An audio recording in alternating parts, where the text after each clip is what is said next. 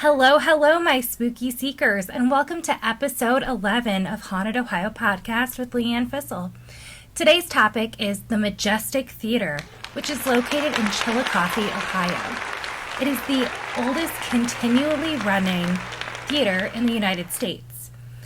This theater has housed Milton Berle, as well as Laurel and Hardy, which are just very iconic acts from back in the day. So speaking of back in the day, let's go ahead and get into the history of the Majestic Theater.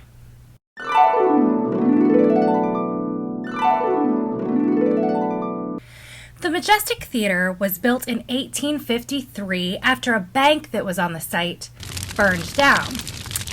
That was originally a Masonic opera house, which is the Masonic temple. Give that a goog if you don't know what it is. That's pretty interesting in and of itself, and maybe something we'll explore someday. The Opera House was sold in 1904, and it became the Majestic in 1915.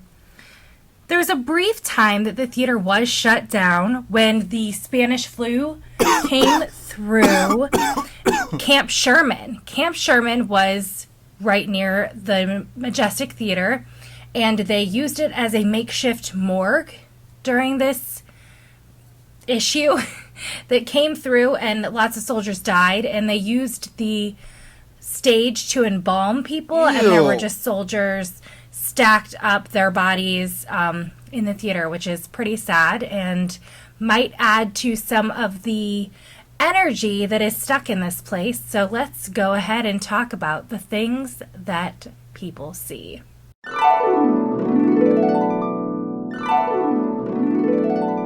So people who have spent some time in the Majestic Theater say that they see a man in a suit and a top hat floating down the aisleways in the theater. The floor, you see, used to be level with what the stage is now. That was the floor. So he would be walking on the floor that was there before, and when he hits the stage, he's no longer floating. So that's one of the things people have said they've seen there. The other thing that is said to be heard more than seen is the jingling of keys, which could be this janitor, they say, is very protective of the space. And he's been seen throughout the building also.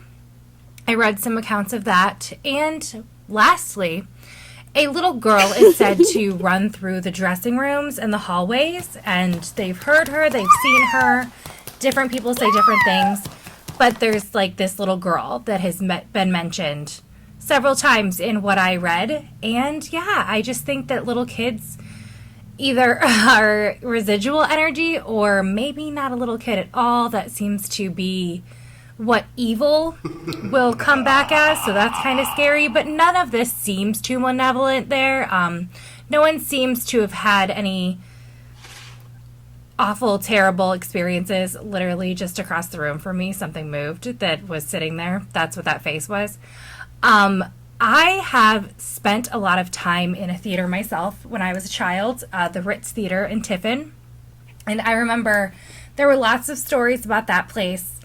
And a lot of energy is in those walls when you have all those people coming together and putting so much of themselves into shows. And I think that energy can attract things. It can stay places. And I would love to find some of the people that told me those stories originally and bring them on and talk about that theater as well.